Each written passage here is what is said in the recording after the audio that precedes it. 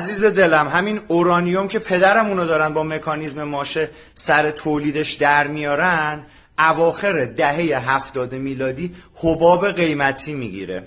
بعد از حادثه چرنوبیل تغییر فناوری‌های استخراج و دسترسی بیشتر به اورانیوم، این حباب قیمتی میترکه. بعد شما نشستی انتظار داری مسکن در ایران بعد 70 سال حبابش نترکه.